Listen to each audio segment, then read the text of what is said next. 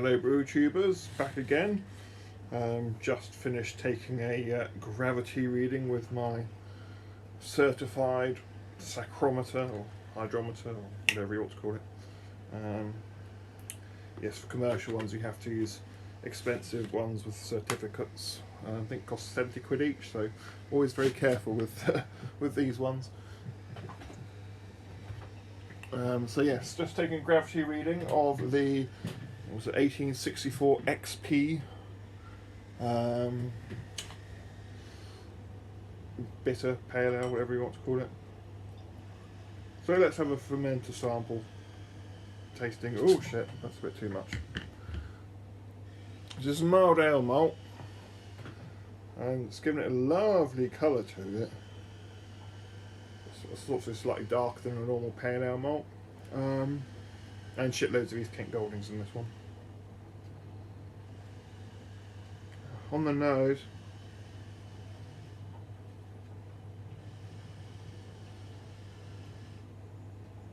slightly earthy, spicy note to it, and quite a sort of caramel nose to it as well, which is quite nice. Finished at 1.014. It should have gone down to a 1.010, but I did have a feeling it probably wouldn't. So it's made a 4.6% beer instead of 5.4.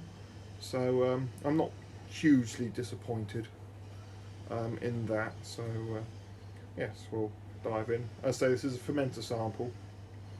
So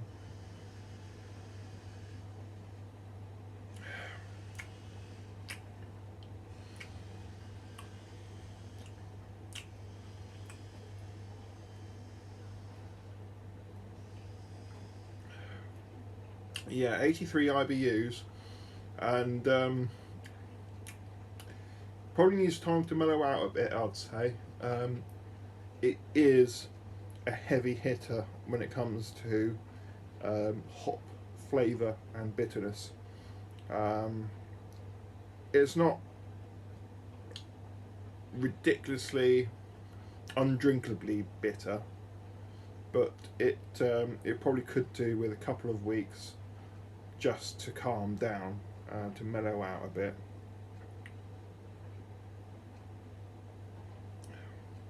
Actually, the first flavour you get is a very nice sort of malty caramel flavour to it.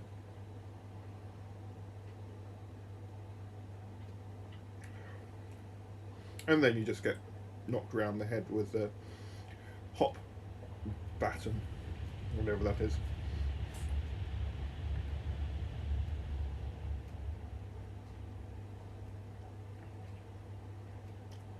What sort of hop flavour is it though?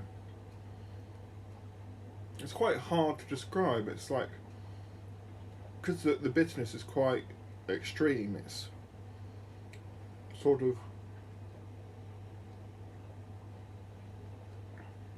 malty caramel, bitter, slightly spicy, earthy bitterness, I'd say, but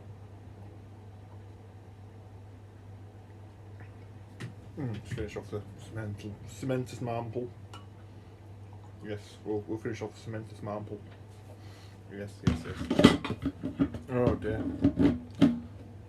Doing brewery work is such a difficult job sometimes, isn't it?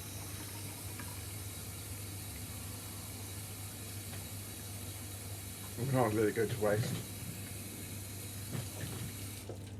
Yeah, but I think because I say, this is out fermenter, so give it a couple of weeks in the keg just to calm down a bit, settle down a bit, obviously carbonate it, not serve it at 20 degrees Celsius. It probably will be quite nice. In fact, one of it is chilled, so I might try some of the other one, which is set at 4 degrees Celsius, cold crashing, and see if it tastes any different. That'd be quite interesting. I'll do that in a sec.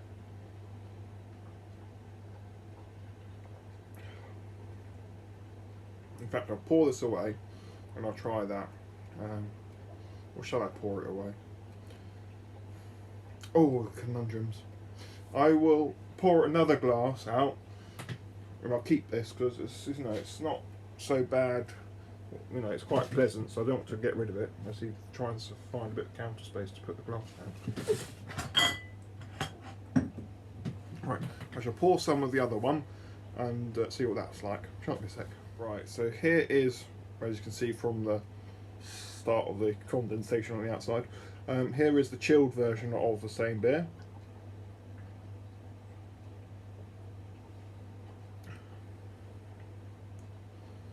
And that tastes bitter as well. Oh. You lose the maltiness, actually, the sweet caramel malt flavour, and it's sort of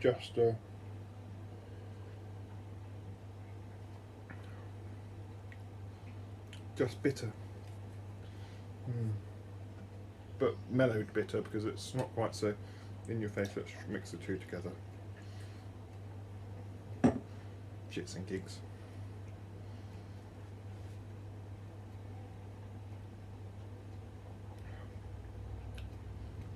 That's better.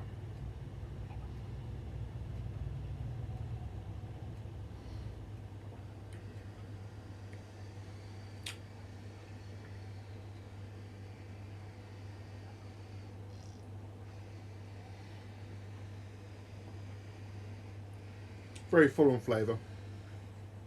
As I said, give it some time to settle down a bit, to mellow out, and I think that'll be nice. Needs conditioning, serious conditioning. But I'll finish that. I've got to decide what to do with it. It will go into keg probably, to be honest, and then probably bottle from keg. I was half thinking about casking it, but perhaps it's a bit too soon to be doing cask beers at the moment. Yeah, later down the line.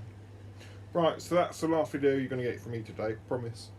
Because I can't keep drinking beer, and there's not much interesting going on down here. It's just a bit of this, bit of that sort of work. So, yeah. Right, I shall see you again soon. Au revoir.